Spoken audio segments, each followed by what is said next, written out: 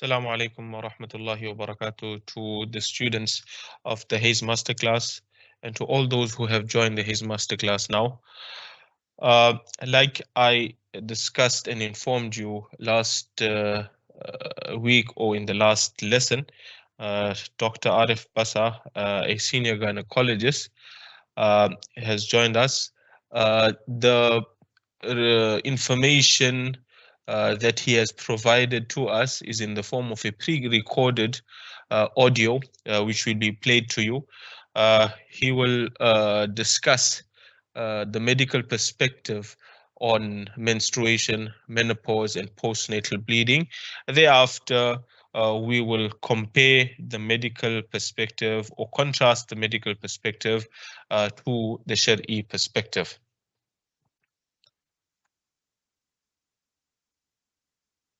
So the recording that he has sent us, the pre-recorded information will be played. You can adjust your volume to hear it more clearly. So the first one is in regards to the medical perspective on menstruation. The menstrual cycle is the time from the first day of the menstrual period until the first day of the next menstrual period. Every person's cycle is slightly different, but the process is the same. The average length of a menstrual cycle is 28 days. However, a cycle can range in length from 21 days to about 35 days and still be normal. The bleeding during a menstrual cycle can range from 3 to 7 days. Anything beyond this can be considered heavy bleeding. Okay, so he's discussed two things so far. One is a menstrual cycle occurs between 21 to 35 days. From a tuhar, a clean period perspective, this is close to a tuhar between two haze or between a nifas and a haze. So the minimum period of a tuhar is 15 days, whereas from a medical perspective, a haze or rather a menstruation is viewed from day 21 up to day 35. So it's close in terms of the Tuhar calculation. The other thing is they consider from a medical perspective a menstrual period or bleeding to be anywhere from 3 to 7 days. So again, it's similar to haze and menstruation. The minimum is 3 days and the maximum is 10 days, whereas the difference from the medical perspective is they consider it or a bleeding occurs up to 7 days. So that is how they view it from a medical perspective. In terms of menopause. Menopause is the time that marks the end of all your menstrual cycles. It's diagnosed after you have gone for 12 months without a menstrual period. Menopause can happen in your 40s or 50s, but the mean age of menopause is 52. Menopause is a natural biological process.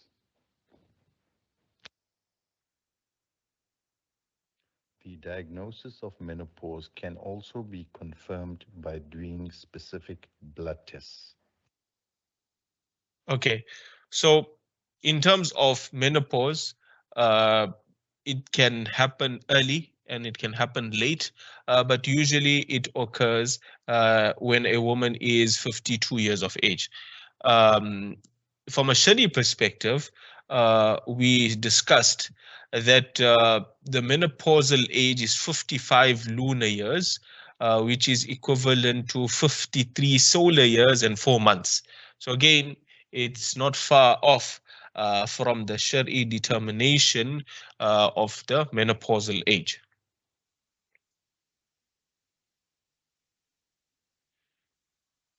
In terms of postnatal bleeding, how do they view it? Bleeding is usually heavy for the first few days, but tapers off over several weeks. Lochia rubra is the first stage of lochia. You can expect dark or bright red blood lasting for 3 to 4 days. It flows like a heavy period. Small clots are normal. Mild period-like cramping may occur.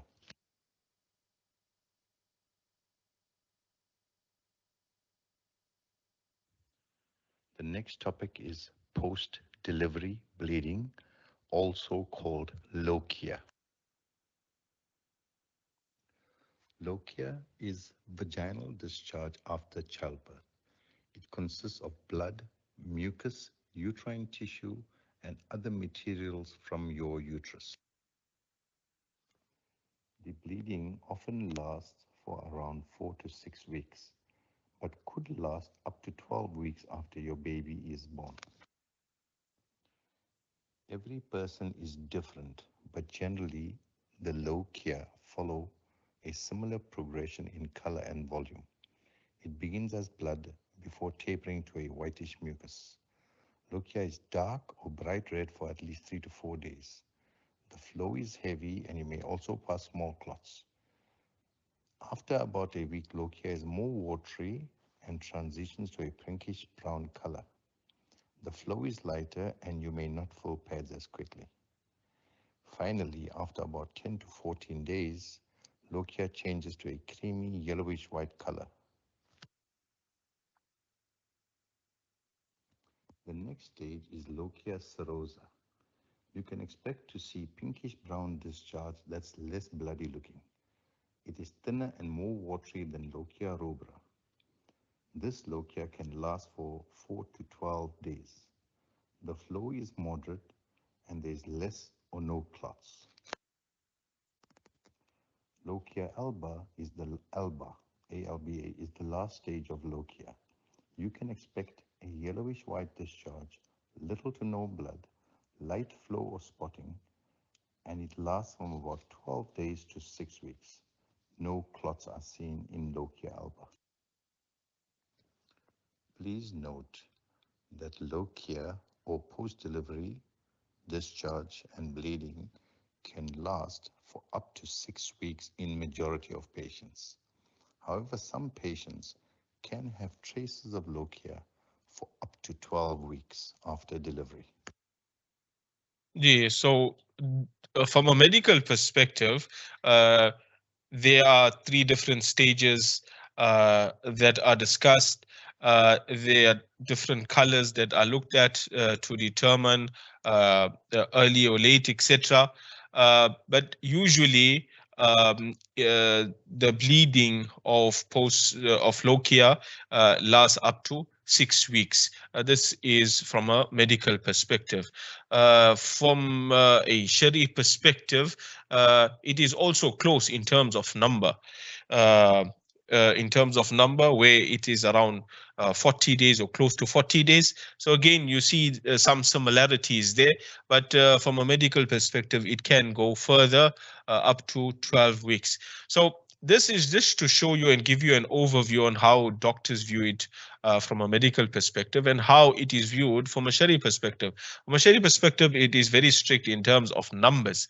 You will calculate everything in terms of these numbers because these have been derived from the Sharia, from the Ahadith, etc. So it's not very far off from how doctors view it. Yes, from a Shari perspective, we've got certain strict rules and regulations that has to be followed. But this is just to give you some insight from a medical perspective. Obviously, this does not affect our calculations in any way. We will strictly follow what we have derived from the Sharia, what we have understood from the Sharia. So you may go to a doctor, and a doctor may view it differently and may give you a different determination and calculation, but that is not what you follow from a Shari perspective. Even if a doctor, has to do blood tests for you to determine your state of menstruation or state of menopause, etc., that will still not be binding. You will have to determine it from the Shari perspective, and calculate whether it falls within your days of habit, so on and so forth. So this is just insight from a medical perspective. Okay, now we are going to discuss different topics in regards to Haidh, Nifas, and Istihada. In the previous lesson, we looked at several examples, and the point of showing you all those examples is to demonstrate, to highlight to you how Haidh is calculated, how Nifas is calculated, how the place of habit is looked at, how the threshold is looked at in the place of habit, so on and so forth. So you looked at several examples, and now you have a broad understanding on calculating Haidh and Nifas. What I suggest you do is take a few of your habits and do a calculation based on what you have studied so far. All the numbers, all the determinations, use the your previous habits, and then apply these rules to see whether you calculated them correctly, so that these rules stay fresh in your mind. There are certain broad rules that we looked at, the 3 to 10 day rule for valid bloods, the 15-day separator period, then the 15-day combiner joiner period. Then we looked at blood exceeding 10 days, and then looking at the place of habit and seeing whether there's a threshold there or not.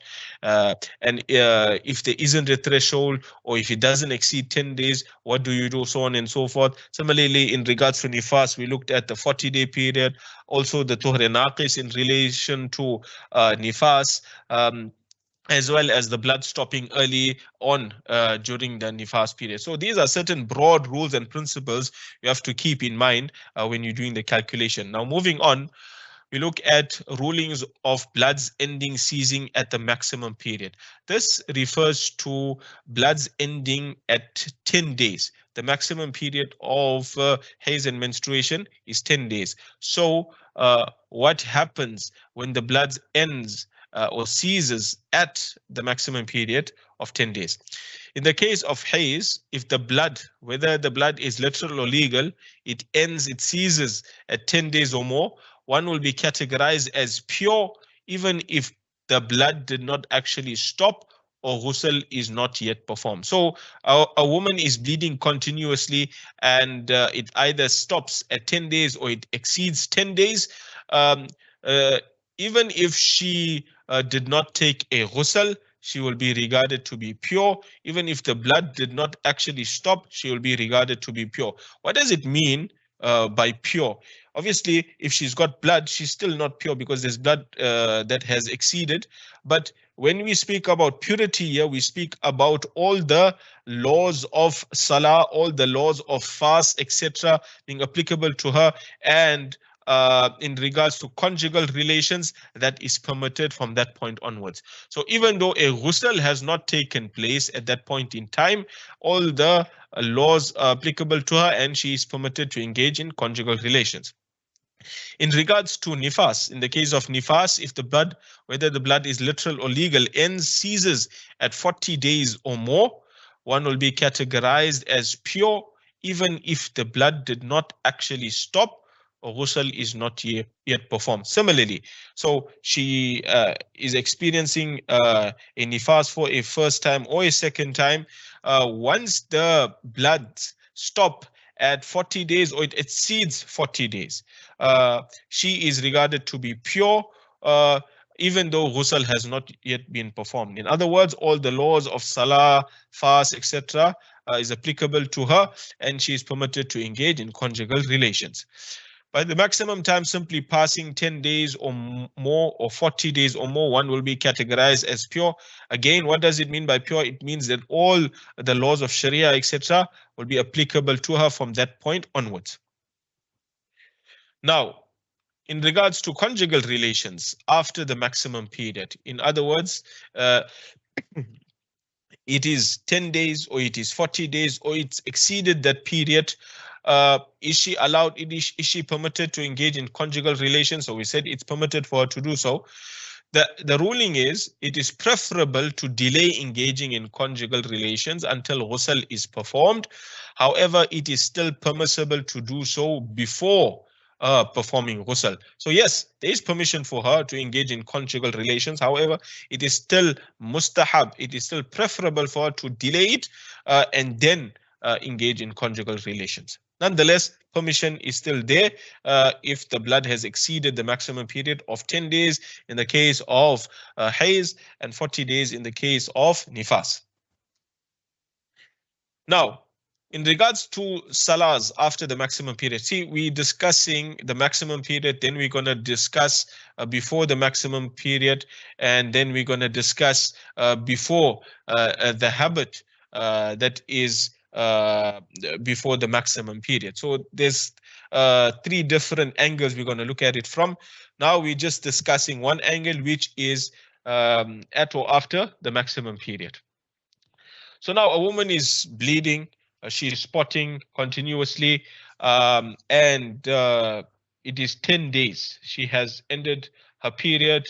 What does she do in regards to salah? At the end of a salah time, it is compulsory wajib for a woman to make qaza of the salah of the time. If, number one, it is possible to recite the word Allah once to commence salah, according to Imam Abu Hanifa, and fatwa is given on this view. What does this mean is, let's say, for instance, her bleeding or spotting ends 1 minute before Fajr time, right? Now, does she have to perform the salah of the time? What is the salah of the time before Fajr? What comes before Fajr? Isha salah. And obviously with the Isha salah is witr salah. So at 1 minute before Fajr time enters, she is, at the 10-day period, and now she is regarded to be pure. We said that all the laws of salah, fast, etc. are applicable to her. But now there's only 1 minute here. What is the ruling?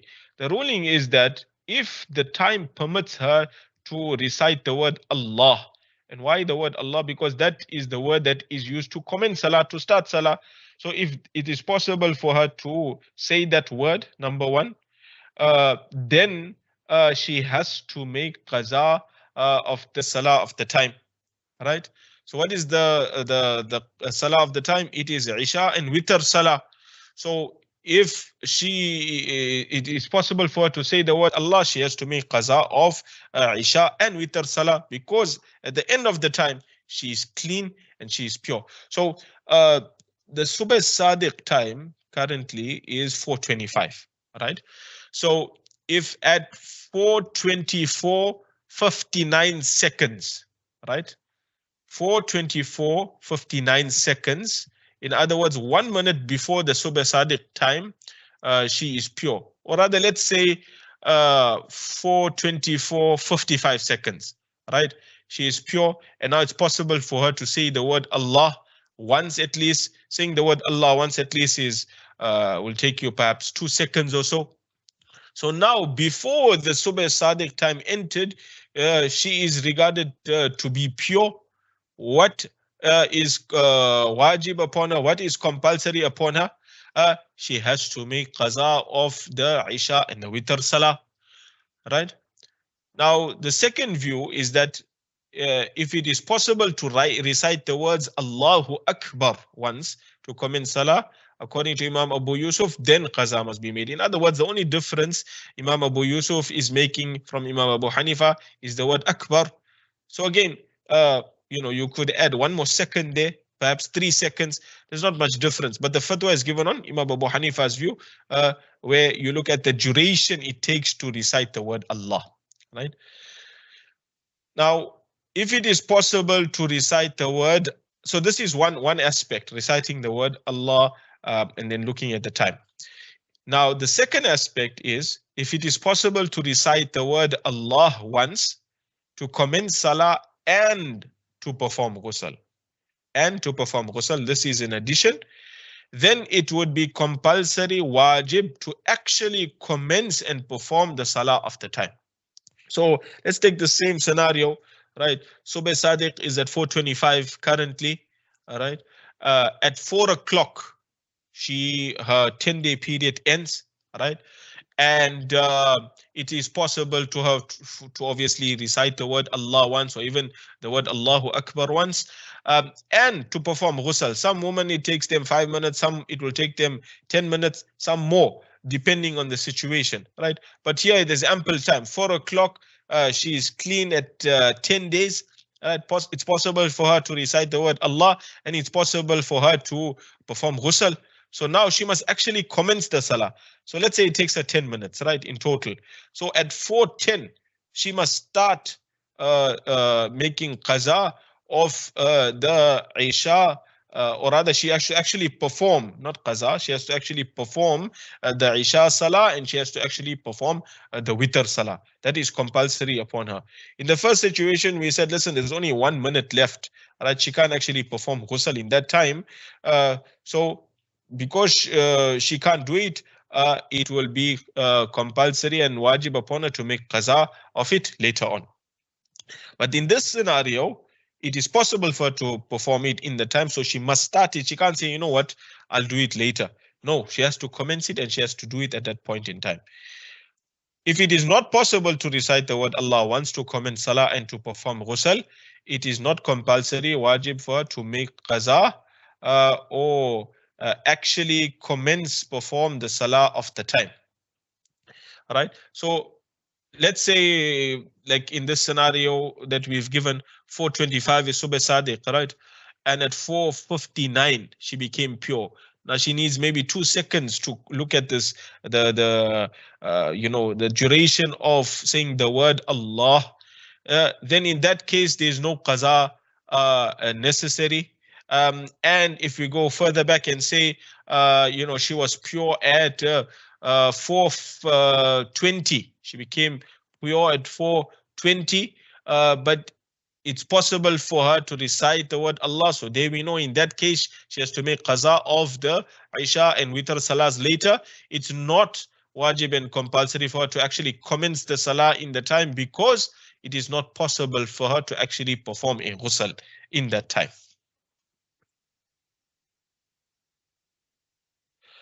Question, I've heard if there's time to make ghusl and say Allahu Akbar, is this incorrect? So like we said here, the view of Imam Abu Yusuf is not the view on which fatwa is given upon. Fatwa is given upon Imam Abu Hanifa's view, where it is only the word Allah, it's not the word Akbar. It's a very slight difference, a 1 second difference you're looking at.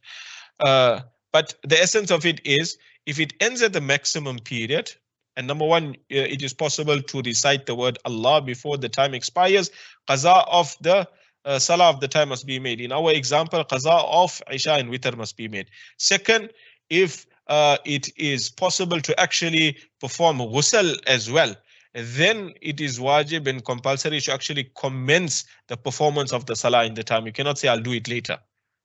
Right? That's the essence of this information in this slide. Now, since the month of Ramadan is coming, this is apt and applicable to all of the ladies. Rulings of fast after the maximum period. Again, we're still discussing the maximum period at 10 days or after 10 days.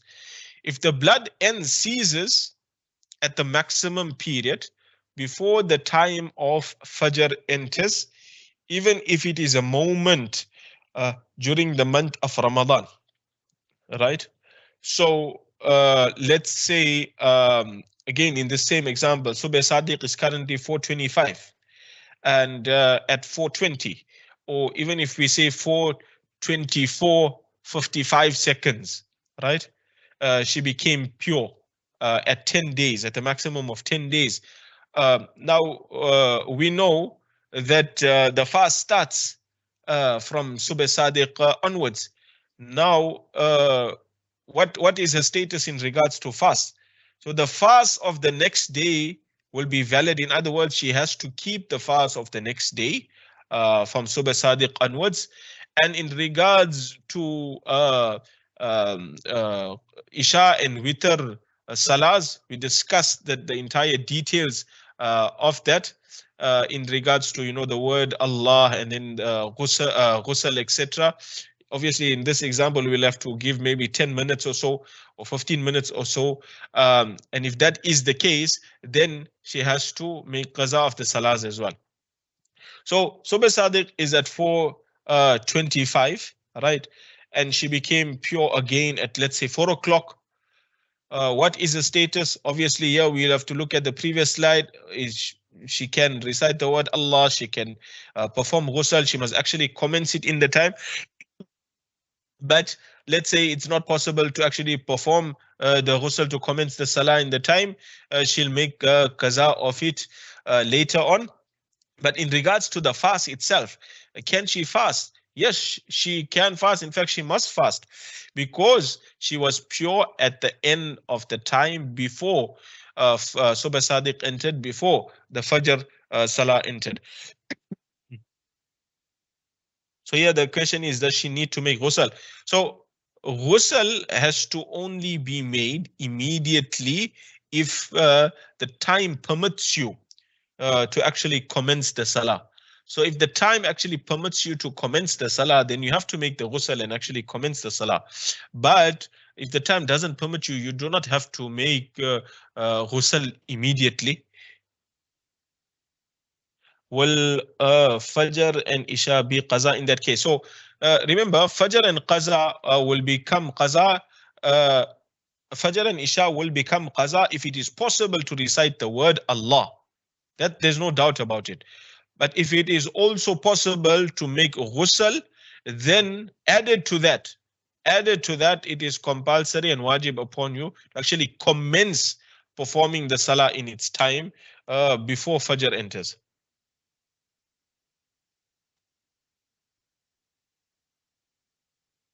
So here we're not talking about Fajr. Obviously, you'll have to perform Fajr. We're talking about Isha and Witr Salah. Isha and Witr Salah. These are the salahs that you will have to perform. So just to summarize the slide again, Subh Sadiq is at 4:25, right? At 4:20, she became pure.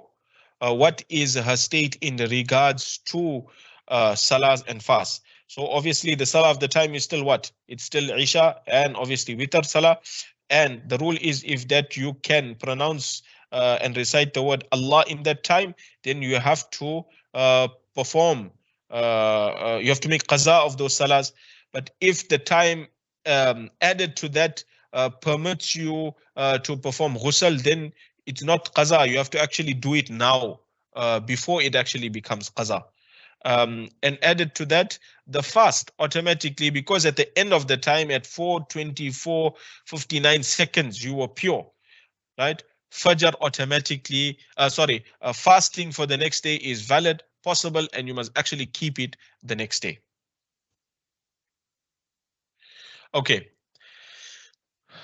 Moving on to the same subject, same category that we discussed. If the blood end ceases at the maximum period when the time of Fajr enters or after the time of Fajr enters. Now, same situation, however, this is, so Subh Sadiq is 4:25, right?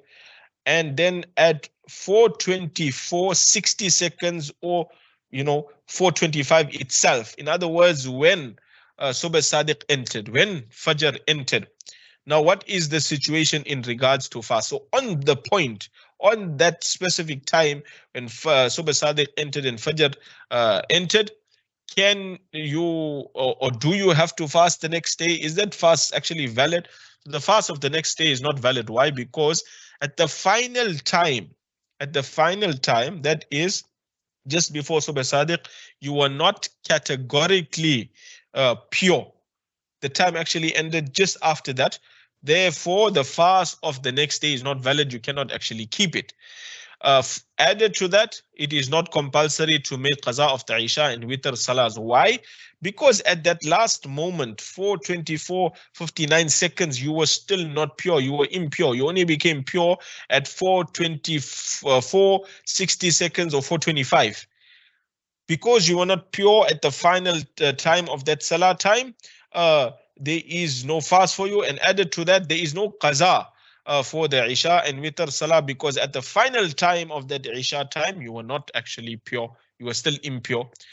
So the rule is the final moment of a time is considered to determine the compulsion of Salah and fast. If one is pure at the final moment of a time, the compulsion of salah and fast will apply accordingly.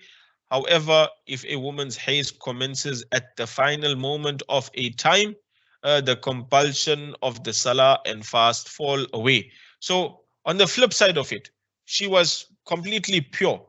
And then 1 second at 4:24:59 seconds, she started a spotting. And, it ended up being hayd. So that fast that she thought would have been valid retrospectively, she has to look at it. She has to look at the hours. She has to look at the minutes, the time, and determine that I actually kept the fast, whereas in that state, I shouldn't have kept the fast because there was a spotting just before Subh Sadiq of that day or of that fast. Now, so we've looked at rules in regards to the blood ending at the maximum period, that is 10 days or just after that. Now we're looking at the blood ending before the maximum period. In other words, before 10 days, And this would apply, or this is more in the context of a habit. So it's before 10 days, but it is at a habit. So let's say a woman has a habit of 9 days or even 7 days. So it's before 10 days, but it's at the habit. What happens at that point in time? The blood ceases at the habit. She has a habit of 9 days, she has a habit of 7 days, and it ends and stops at that point. So in regards to salah and fast become compulsory if it is possible to recite the word Allah once to commence salah and to perform ghusl. Right? So understand this.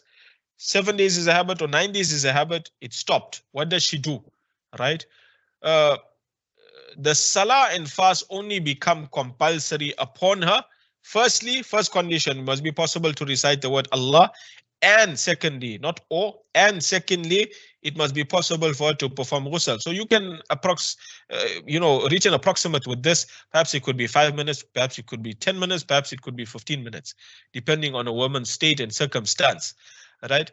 So if at 7 days and 9 days a habit ended, the blood stopped, and now before a salah time, or before that salah time ended, let's say there's 20 minutes left. So all of this is possible. What happens? That the salah and fast become compulsory upon her. So you take the situation of Fajr Salah again. 4:25 is Subh Sadiq. At 4 o'clock, she stopped. So if it's possible for her to do this, then we'll say that she has to make qaza of those salah, she has to make qaza of those fasts, if any, or she can now keep the fast of the next day.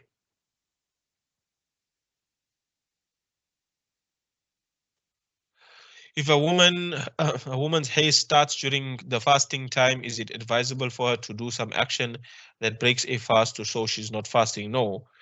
Because she started the fast in a fasting state, in a valid state, she must imitate a fasting person for the rest of the day. So, right. If you ask what is the difference between the blood ending and stopping after the maximum period or at the maximum period, and the blood stopping before the maximum period, the difference is in regards to the reciting the word Allah, then automatically it becomes compulsory for you to do the salah, the fast, etc. But here it's not the case. Here both have to come in together for it to actually be compulsory. Yes, when we spoke about the maximum period, and we also spoke about ghusl day, but the ghusl day was in regards to actually starting and commencing the salah at that point in time, right? Slight difference between this one and that one. That one, as long as you can recite the word Allah, the salah and fast become compulsory automatically. Here, no, it doesn't apply. Here, it only applies if it is possible to perform a ghusl. So understand the difference between the two. I'll just repeat it for clarification.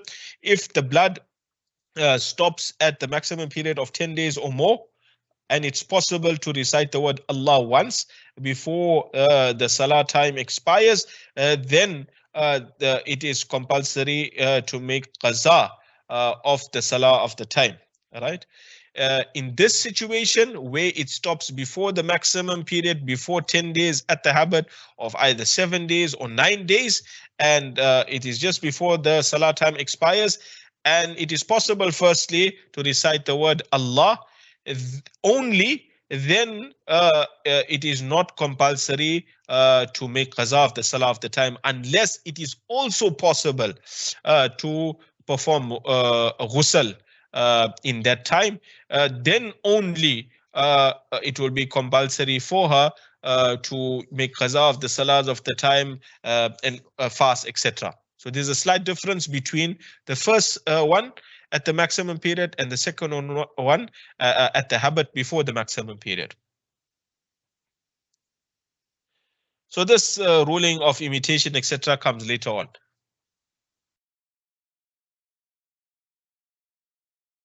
You know, at the maximum and before the maximum at the habit. So here it's explained. Ghusl or tayammum is considered part of haidh and nifas for purposes of purity.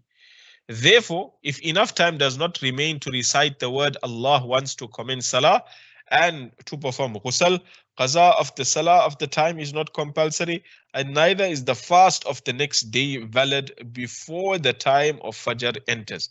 So, when a woman's blood ceases at 10 days, the maximum period, automatically it ends. She doesn't have to perform ghusl for all the laws of salah and fast to be applicable to her. It is applicable to her from that point onwards.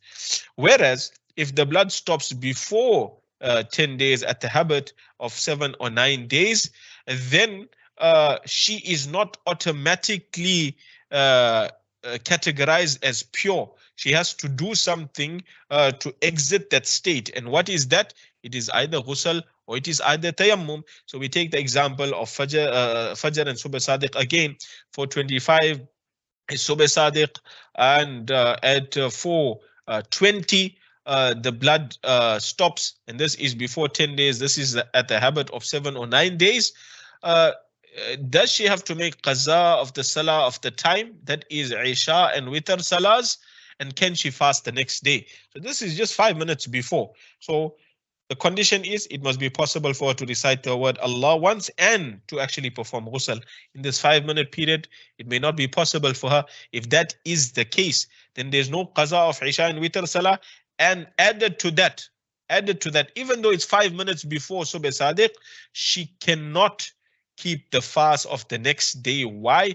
Because it was not possible for her to actually perform a ghusl to exit that state and enter into a clean state. So effectively, at Fajr time, she was still in an impure state, and therefore she cannot keep the fast of the next day. And the fatwa is given on this view.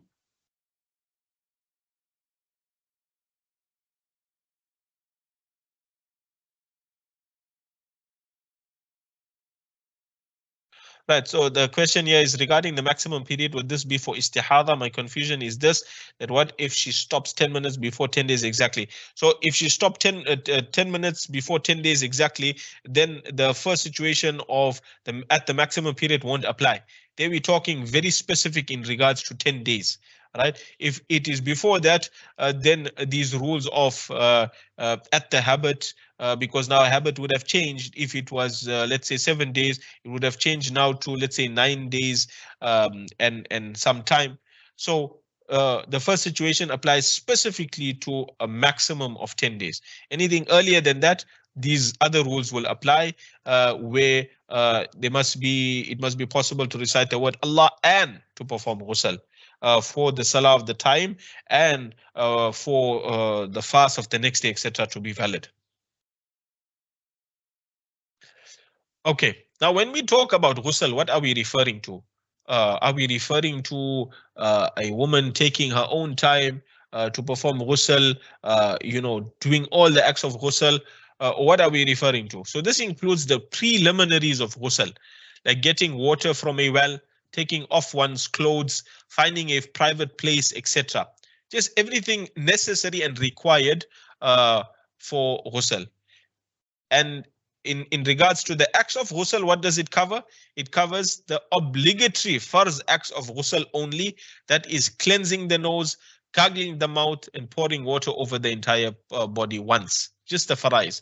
So in our culture, in our society, there's a bedroom, there's a bathroom, right? A woman simply walks from the bedroom through the bathroom, she undresses, and then she goes into the shower, and she uses, whatever is required for her to make ghusl, right? So that all of that is not included. So simply walking to that shower, or that bathroom, and then getting your privacy, putting the shower on, and doing the farz acts of ghusl. This doesn't include using soap.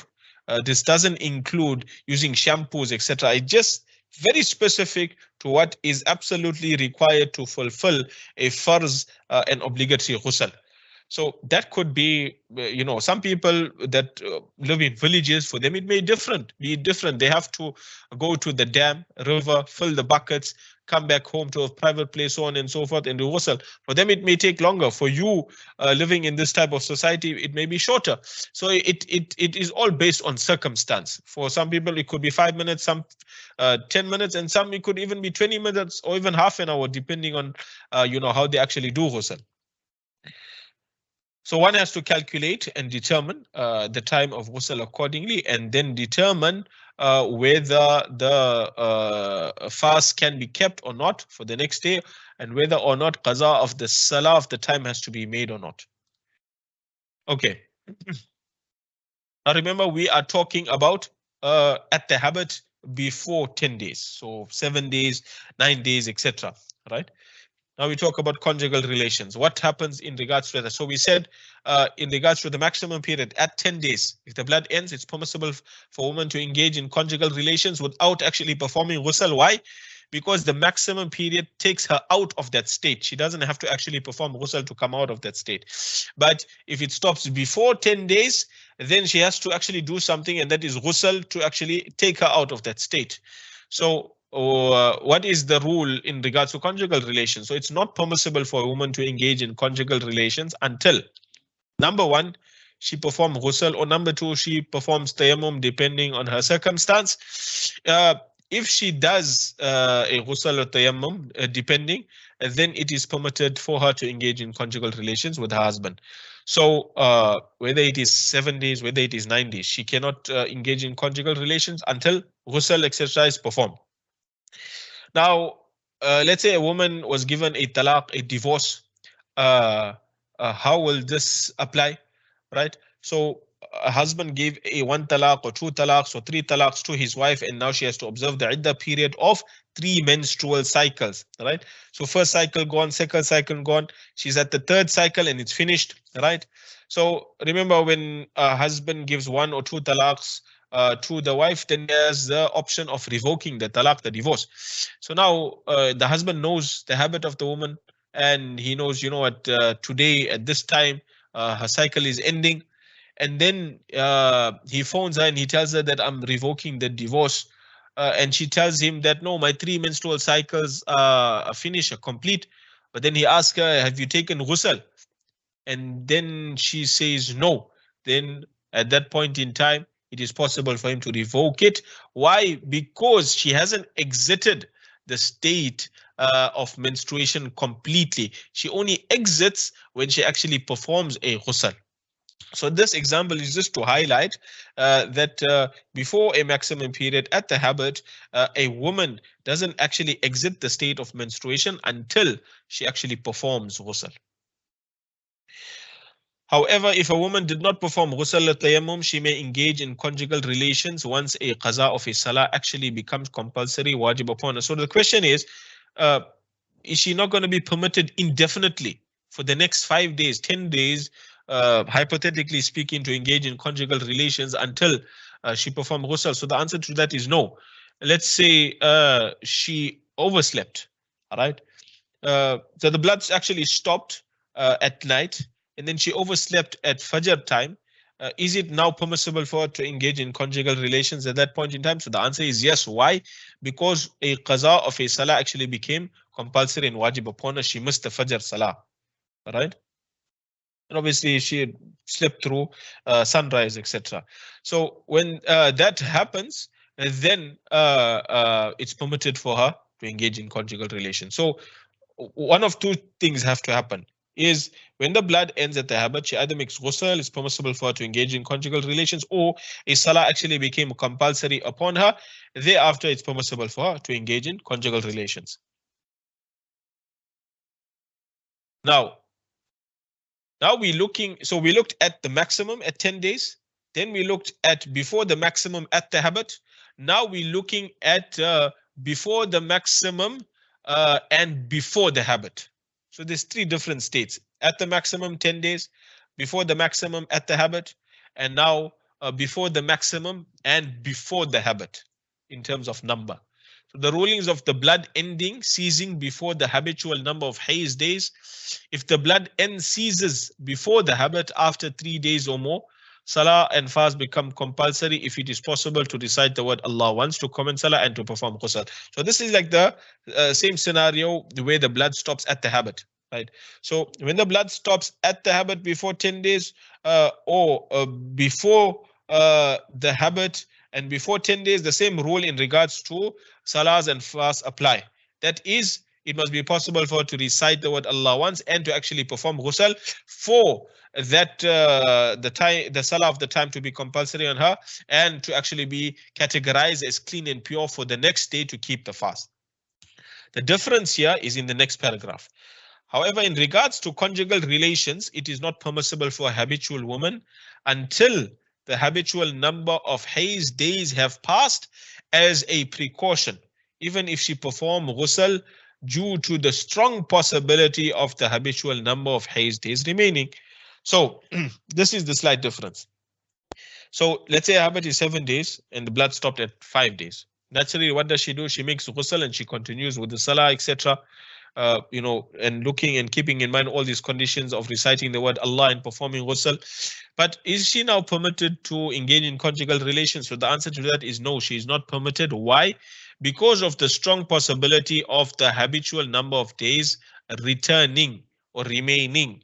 So she has a habit, and usually that habit is around the same time. All right. So salahs, fast, etc. she must do because that's applicable to her at that point in time. But in terms of conjugal relations, she has to delay it. She has to defer it until that 7th day comes. Why? Because there's a strong possibility of the day returning, or the day, day 7, etc., that blood remaining.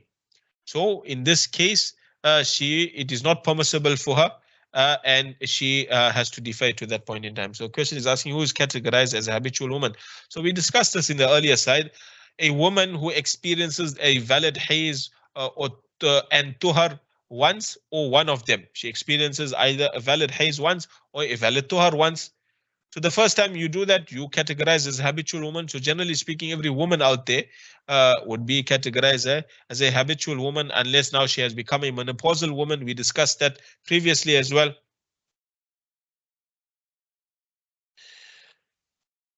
Assalamu alaikum. I would like to know if it's possible to purchase this kitab in English, or all the slides that we're learning in a book form. So unfortunately, there isn't an English book form of Shami's commentary. Yes, there is of Birgavi's manual, but it's very difficult for one to understand without Shami's commentary. You can have a look at it. It's called Birgavi's manual. It's translated in English. The problem with that is not very explanatory. And without Shami's commentary, it makes it quite difficult to understand. So, but in terms of these general rules that we are speaking, that is fine. You can access it there and you can see it there. But the examples that we displayed and demonstrated to you, that we did ourselves, keeping in mind Shami's commentary, so it illustrates to you and demonstrates to you exactly what the rule means and where it applies. So this Birgavi's manual in English, it can be downloaded off the internet in PDF form.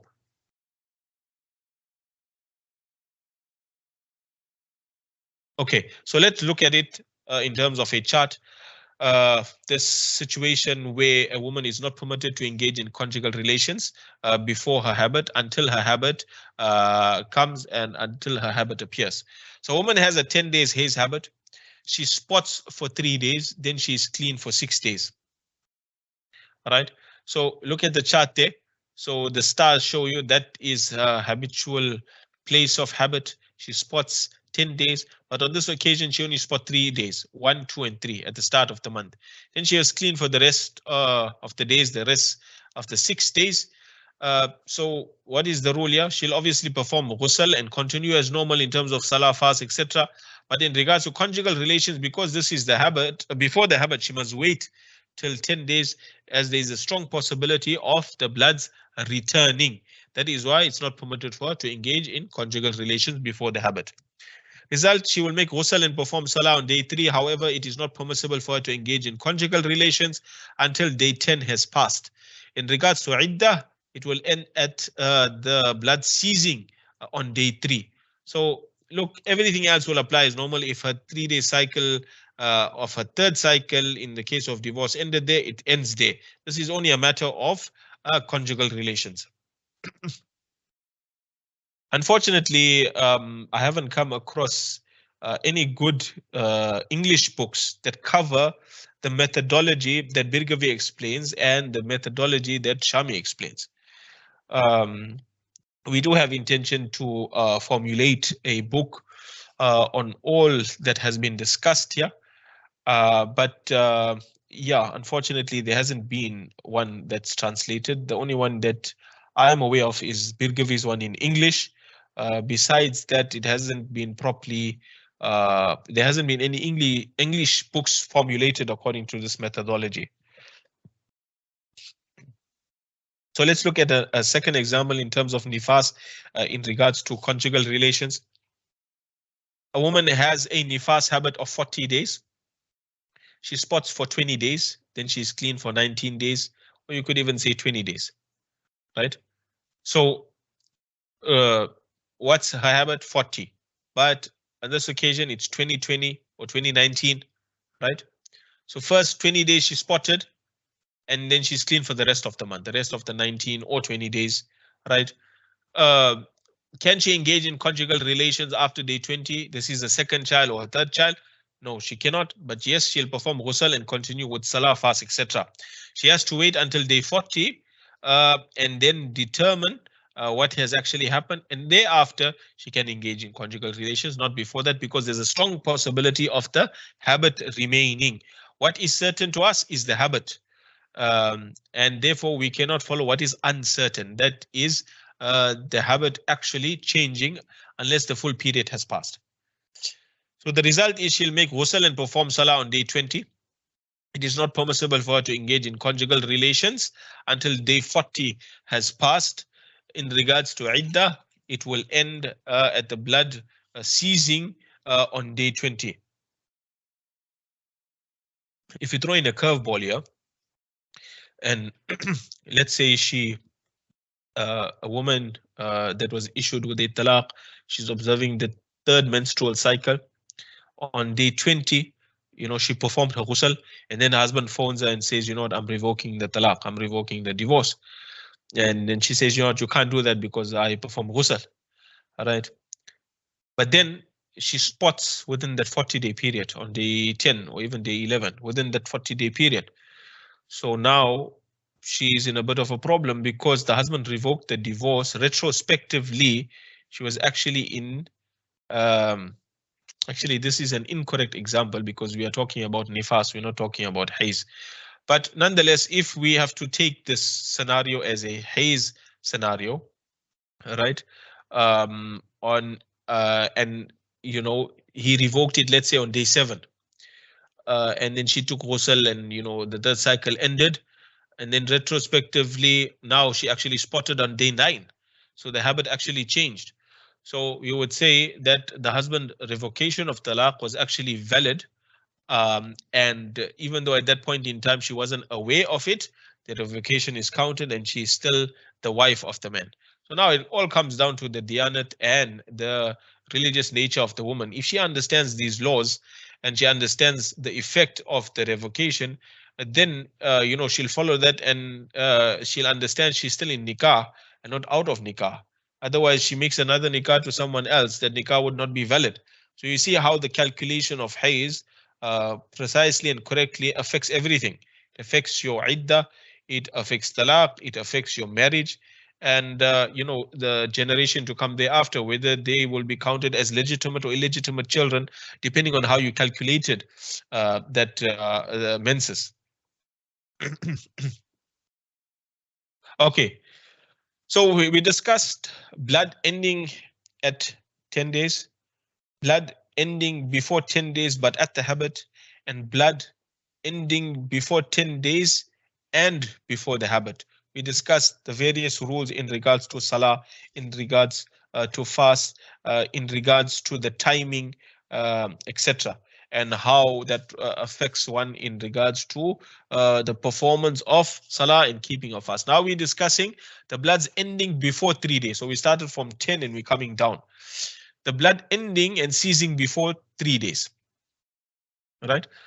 So the rule is whenever the blood of a beginner habitual woman ends ceases before a minimum period of 3 days of Haidh have passed, it is compulsory wajib for her to wait till the end of the salah time, then make wudu and perform the salah of the time if there is no blood at the end of the salah time.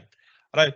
So number one, she had a Haidh cycle before of, let's say, 5 days or let's say 10 days. A complete tuhur has passed of 15 days to her etam, and now she started spotting. What does she do? Now we know a woman has to spot 3 days for it to be counted as Haidh, and if it is before that, it is not counted as Haidh, it is counted as istihada. However, now after 15 days, a full tuhar has passed, she started spotting. So are we going to tell her that, listen, it's not counted as Haidh because it's less than 3 days and therefore you must still continue with your salah? So the rule is, let's say she spotted on the first day. Now after 15 days, what must she do? She must wait till the end of his salah time. Right? If the blood has stopped, there's no more spotting anymore, she must make wudu and continue with her salah. She mustn't make that salah qaza, obviously. She's just going to wait till the end of the time to determine the nature of it. Right? If it still continues, then you know what, she'll stop again, because it's possible that it is Haidh and it is going into the 3-day cycle. In regards to fasting, she will keep the fast the next day. Obviously now when there's no blood at the end of the time, so let's say in the case of Fajr, she started spotting before Fajr at 4 o'clock and Subh Sadiq is at 4:25, that is Fajr time, right? She just spotted once there, she must wait till the end of the time. If she sees no spotting, what must she do? If she didn't perform her Isha and Witr Salahs as yet, she must perform it now. But if she performed it, doesn't apply really. But now, if she's clean at that point in time, what does she do? She must still fast the next day. She must still fast the next day. And then let's say the spotting occurred during the day, like one of the sisters asked, if it ceased during the day of Ramadan, she will imitate a fasting person. So there's two different points of it. One is where she spots again, all right? Then obviously we'll come to that example later, but for now let's just look at this where she spotted, right, and she continued spotting right into Fajr time and during the day of Ramadan. What must she do there? When the blood stops there, she must imitate a fasting person. So she mustn't eat in front of everyone. She mustn't be eating. In fact, she must imitate a fasting person due to the sanctity of the month of Ramadan. If the blood returned before a minimum period of 3 days of Haidh have passed, she will not be regarded to be pure. Performing salah and keeping fast will not be necessary. So let's say before that Fajr time, the blood started again, right? What does she do? Are you going to say that, listen, it's still less than 3 days and therefore she mustn't, she must still fast? No. Because it's after that 15-day period and there's a possibility of it counting as Haidh and she's still spotting, she's not regarded to be pure. Salahs, etc., fasts, etc., don't apply to her. But if it stops before the Salah time, remember we're talking about before the 3-day period, then what must she do? She must still observe the fast of the next day. Now, If the blood of a beginner or habitual woman end ceases after a minimum period of 3 days of hayd have passed, it is compulsory wajib for her to wait till the end of the salah time, make ghusl, and perform the salah of the time if there is no blood at the end of the time. Now remember, we said in regards to the blood stopping before 3 days. If it stops before 3 days, what does she do? She makes wudu at the end of a salah time and performs the salah of the time. If the blood returns, she's not regarded to be pure, and the salahs do not apply to her, fasts do not apply to her. And obviously, as she moves on retrospectively, she'll has to determine whether it was counted from the first day onwards or what is actually her state in regards to menstruation. However, if the blood now, let's say, continues into 3 days, right? After 3 days and then it stops, let's say on day 4, what does she do? Must she still make wudu and continue? No, because now it is valid blood and it's determined and confirmed as valid blood. She must now make ghusl and continue with salah. So she must wait till the end of the salah time and then see, okay, there's nothing happening here. 10, 20 minutes before, she'll go and she'll make ghusl and she'll perform the salah of the time. She will not make the salah of the time qaza. Right? Whenever the blood of a beginner habitual woman end ceases after a minimum period of 3 days of hayd and after the habitual days of habit have passed, it is not compulsory wajib but simply preferable mustahab for her to wait till the end of the salah time, make ghusl and perform the salah of the time, as there isn't a strong possibility of the habitual number of hayd days changing. What this means is that still we're talking about the example where it stops on day 4. And let's say a habit is 7 days, for instance. So it's definitely stopped before her habitual number. Instead of stopping at 7, it stopped at 4. What does she do? Obviously, in that case, she must make ghusl, like we explained, and then perform the salah. But the difference is, if it stops before the habit, she must wait till the end. It's compulsory for her to wait till the end of the salah time. But if it stops at the habit, right, it's not compulsory for her to wait till the end of the salah time. At that point, she makes a ghusl and she continues. It's preferable for her to wait, but it's not compulsory at this point. The difference is, in the first situation where it's before the number, before the habit, compulsory to wait till the end, make ghusl and perform salah. Second situation where it is at the habit, not compulsory for her to wait till the end, but simply preferable, she can make ghusl immediately and continue with the salah. Remember, all these rules are specific to that point in time. Retrospectively, things could change. The question you need to ask yourself, at this point in time, what do I have to do as a woman? Do I have to perform salah? Don't I have to perform salah? Do I have to keep fast? Don't I have to keep fast? Those are the questions you ask yourself immediately. Thereafter, you go back to your records after the 10 days or whatever it is, and then you have to retrospectively determine where were you at that point in time. That is why keeping a record of these things is so important. If you don't have a record, you're not going to know where you stand with in regards to your salahs and your fast and in regards to your state. So one of the earlier questions that came at the start of the program, a woman asked, so what happens when the blood end ceases before and after 3 days and it's intermittent? So here's an example. A woman spots on day 1 and every alternate day till day 10. Here we're not talking about what is hayd and what isn't hayd. We're talking about what must she do at that point in time in regards to salah, in regards to fast.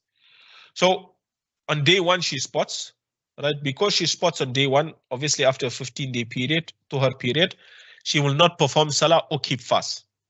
So if this is on the 1st of Ramadan and she spotted after 15 days, she will not perform salah, she'll not keep fast. But then on day 2 of, let's say, Ramadan, right, she's clean, there's no spotting there. What must she do? She must make wudu and she must perform salah, because obviously it's before 3 days. And then if it's time for her to make an intention to keep the fast of the next day, let's say it's Subh Sadiq, she must still do that, right, for that day. But then on day 3 now, she spots again, right? So on the day 3 of the fast or the day 3 of Ramadan, what must she do? You say she will not perform salah, she'll not keep fast. We say, listen, today you can't keep the fast, right? Your fast is not valid. And also you can't perform salah, right? Because you're still spotting. So day 4 now, right? Day 4, she is clean, but then let's say she's spotted just at the start of it. What must she do? She must make ghusl and now perform salah and similarly observe fast till in this way until day 10. In other words, this addresses the issue of what must I do when I spot at the first point in time. So this is what you do. We're not talking, remember, we're not talking about calculation of haze because that whole thing can change. At that point in time, and specifically in regards to Ramadan, what you must do, this is very critical. Because in Ramadan, a woman starts spotting and then all of a sudden, everything turns upside down. She doesn't have a record of her habits. She doesn't know what to do at that point in time. As long as 15 days has passed and she started spotting, this is what she'll do. And this is the cycle she'll follow right up till day 10. Question, if I stop bleeding on the 7th day at Sehri time, assuming I was clean, but ate Sehri for fear of time passing and only made ghusl after Sehri, does my fast have to be repeated? Okay, so yeah, we'll have to know whether this is a habit or not. So this is clearly not an example of a maximum period of 10 days. This is an example of the blood stopping before the maximum period of 10 days. The question has to be here whether it is at the habit or before the habit.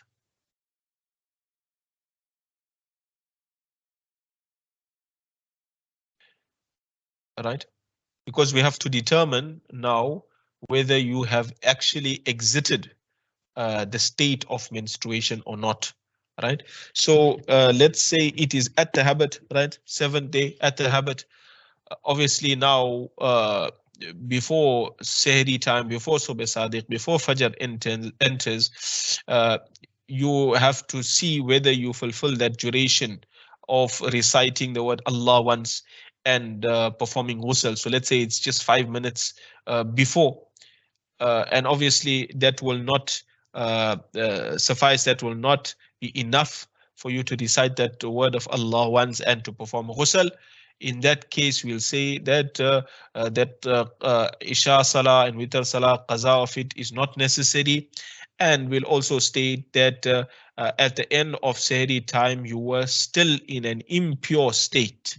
You were not in a clean state because you didn't fulfill that duration, or that duration wasn't covered, didn't suffice. And going into Fajr time, Subh Sadiq time, the fast of the next day, you cannot keep that fast because at the start of it, you were categorically impure. You were categorically impure, and therefore, obviously, the qaza will have to be kept of it later on.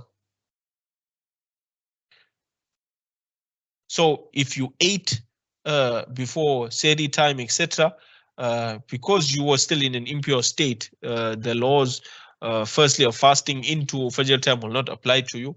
So obviously, nonetheless, you still have to repeat the fast because it started in an impure state, in a state of haze and menstruation. How does Sharia determine when haze has ended? Taking into consideration that towards the last days of haze, there is spotting which is spaced out. So again, look, from a Sharia perspective, we count all colors of bloods as haze with the exception of white streaks, etc. Now, this here is again comes down to numbers. It comes down to numbers. We discussed in this entire lesson how you calculate haze from the start till the end. So if you've got your bloods ending before 10 days, it will end accordingly. So as you see it, it will change within 10 days. But when it exceeds 10 days, we know you go back to your previous habit. And then you have to look at the other rules where it exceeds 10 days. Then you have to look at the makan and place of habit. Is there a threshold nisab of 3 days or more there or not? And then you will calculate it accordingly. So spacing out makes no difference. We discussed literal bloods and we discussed legal bloods. You could have spotting on day 1 and then spotting on day 5. Legally, it is as if you bled from day 1 to day 5. It is all counted as one. So it doesn't have to continuously flow. We addressed this right at the beginning. So in regards to Haidh, menstruation, and even in regards to nifas, postnatal bleeding, the blood does not have to be continuous. Even if it's intermittent, then it is still counted as one and the same. So in this example, you spot on day 1, then you spot on day 5, and let's say you just spot on day 8. All is counted from day 1 to day 8 as one continuous period, one legal flow of blood. So you have literal flows of blood and we have legal flows of blood. We discussed that right in the first session, the first discussion, and all of them are counted as one.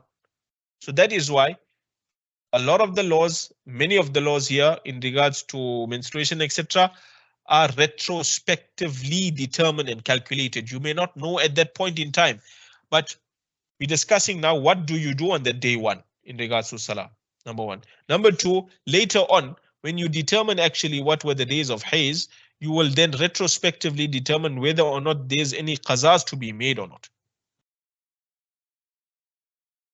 So I hope we've been paying attention to all the slides from the beginning, because everything that is being asked now we discussed there already.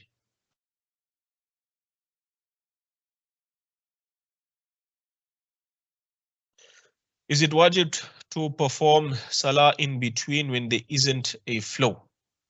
So the question is, when you clean during those days, for example, we gave the example here, day 1, you spotted, you don't do anything, no Salah, no fast. Day 2, you clean.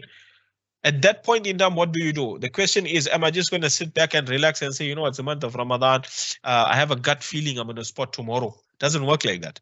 It's all about what you experience at that point in time and what is applicable to you. If you pass away on that second day, are you going to be questioned in regard to Salah? You can't go there and say, you know what, I had a gut feeling, no, my blood was coming tomorrow or the following day. It doesn't work like that. You're going to be questioned in regards to what was applicable to you at that point in time. You didn't spot anything on day 2, therefore nothing applies to you. So yes, on day 2, etc., when you are clean, you're still going to perform your Salah. Yes, that could change. If you then spot on day 3, day 5, etc., retrospectively, we're going to say, listen, you were actually in a state of Haidh. But we can't say that for certain until you actually spot. Right? The calculations are understood, alhamdulillah, just that ghusl will have to be made like 4 to 5 times a day at the end if a woman keeps intermittently spotting. So yes, that is a possibility. That is a possibility, and that may be a difficulty to a woman that you know, spots very little at a time. But again, I mean, she has to know what is applicable to her at that point in time. You see, Ramadan is coming and these questions keep on coming up in regards to what do I do at that point in time. You see, when it comes to Haidh, menstruation, you have to follow what is certain, not what is uncertain. So you need to ask yourself, am I certain that this is a day of 100%? Can you certainly state that this is actually a day of Haidh or not without actually spotting there? Because everything could change, especially if a woman has intermittent bleeding and you know, things are not certain. So you go with what is certain and you leave that which is uncertain and follow that which is applicable to you at that point in time. I know it is difficult, but what other guarantee can a person give, or can a woman give, to state that you know, I'm definitely going to spot tomorrow and therefore today where I'm not spotting is actually a day of Haidh? There's no guarantee a woman can give to that, or anyone. So you'll have to follow what is what you see and what is certain to you. According to my understanding, we could make seri and bath after, as long as it was before zawal. Does this only apply to conjugal relations, or have I misunderstood and ghusl has to be made at seri in both cases for the fast to be counted? Okay, this is a huge misunderstanding. Huge misunderstanding. This question had come up previously in one of our previous classes, and it comes up in Ramadan as well. There is no rule in regards to a woman's ghusl and zawal. That has nothing to do with the calculation of menstruation. Did you, throughout these lessons, have you ever seen any discussion in regards to zawal. There's nothing whatsoever. That zawal case is in regards to the intention of fast. It's got nothing to do with ghusl. It's got to do with a person. So let's say a person traveled from overseas, from America, came to South Africa. They were traveling, fasting was not compulsory upon them. They entered South Africa after Sehri time. Now they are here and they are no more musafirs, they are muqims. They obviously have to fast. And there is room for them to make the intention to fast and keep the fast for the day, provided dahwatul kubra, the time before zawal, has not passed. So it's applicable to that situation. The intention of fast has got nothing to do with the calculation of haidh and menstruation. As you see, it's all applicable to that the salah of the time. And now in the case of Ramadan, we're looking at the time before Subh Sadiq, nothing to do with zawal. Before Subh Sadiq, do you have the time to recite the word Allah? Do you have the time to perform a ghusl? If these boxes are ticked, then you actually come into the time of Fajr Subh Sadiq when you are clean and not impure. When you enter that time, then you have to fast. But if that is not the case, then regardless of whether you have the time to make ghusl up till zawal, doesn't affect this in any way.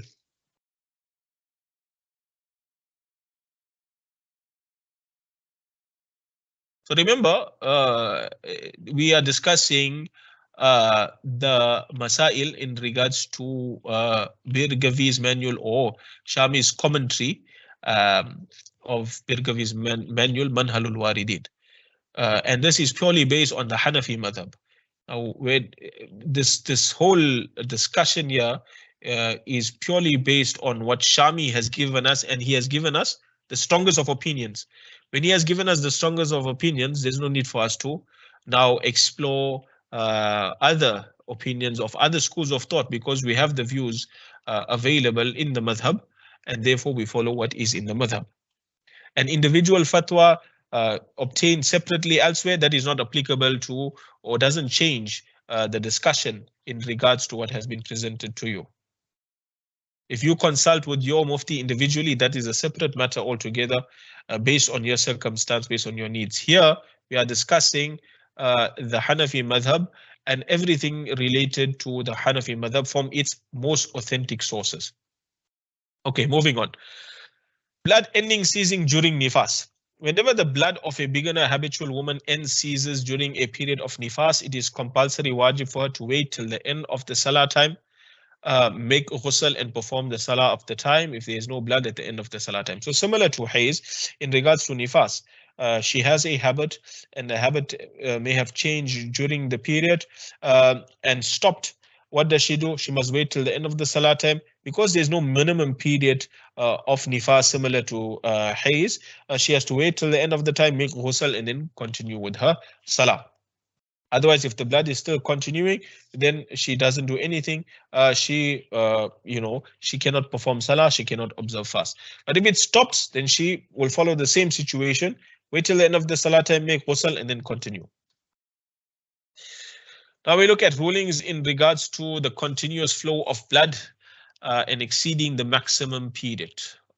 So if a habitual woman continuously spots, she reverts to her previous habit of haidh. We discussed this previously. She, let's say, bleeds continuously 1 month, 2 months, 3 months, etc. How does she calculate it? She'll follow her previous habit. If his previous habit was 10 days, she'll follow 10 days and then the rest tuhar, etc. However, in regards to tuhar, she will revert to her previous habit of tuhar, provided that the tuhar is not 6 months or more, creating a distinction from the minimum period of tuhar between two pregnancies. Now, previously we had a question in regards to, lengthy periods of tuhar. It can go up to 1 year, so on and so forth. So that's still in its place. However, if a woman just has continuous flow of blood, let's say it's a very abnormal situation, she bleeds every day, right, for 365 days, right? Now we know obviously we'll follow the last habit in terms of haidh and work it out accordingly. But in regards to tuhar, how do we calculate tuhar? So again, she'll follow her previous habit, provided that there is not a lengthy period of tuhar. And it mustn't be more than 6 months. Why 6 months? This is to create a distinction from the minimum period of tuhar between two pregnancies. So a minimum period of pregnancy is 6 months, right? And in order to count a valid pregnancy, obviously 6 months must have passed. So to create a distinction between pregnancy and tuhar, obviously um, to a pregnancy would usually be longer than a tuhar. Therefore, the pregnancy is longer, and you'll work work with a period lesser than the minimum pregnancy period. So it mustn't be more than 6 months. So let's say a woman had a previous habit of tuhar that was 6 months or more, right? She will count her tuhar as 6 months minus a moment, so just less than 6 months. As a tuhar of haidh is usually lesser than the minimum period of tuhar between two pregnancies. Okay, so it's the other way around, where there must be a tuhar or separator of 6 months from one nifas to another nifas, right? So to create a distinction between that, the tuhar of haidh mustn't be more than that, must be less than that. Why? Because the tuhar of haidh is usually lesser than the minimum period of tuhar. So we know between two haidh is 15 days, but between two nifas, it's actually 6 months. Right, that's the separator between the two of them in order to actually count a second nifas. So looking at these masail, the tuhar of haidh is usually lesser. Therefore, the tuhar here as well should be lesser than the tuhar of nifas. So it's 6 months minus a moment. However, there's two views here. Maidani says that it's 6 months minus a moment, and this is what Birgavi has adopted in his book. And Hakim says that it is actually 2 months, 60 days, and fatwa is given on this view. So we're not going to go into all the views. These are the two main views that have been mentioned, and we're mentioning the most important views to you. So the scenario is a woman has, let's say, spotting for 365 days continuously. All right. We know we're going to follow the 10-day habit of haidh, but in regards to tuhar, let's say she had a 6-month tuhar before that. Are we going to follow 6 months or not as the tuhar in order to count the next 10 days? Are we going to say, okay, first 10 days haidh, and only 6 months later is she going to count the next one, even though she's bleeding continuously? So we say no. The one view is Birgavi's, where he says, and he adopts the view of Maidani, that it must be 6 months minus a moment. And the other view is Hakim, where he says that no, it's 2 months, 60 days. So you count 10, then you count 60 days, and then you count the rest. So the fatwa is given on this view. In a case where there is continuous flow of blood. Right. Now we move on to a discussion where the different types of istihada, dysfunctional blood, are discussed.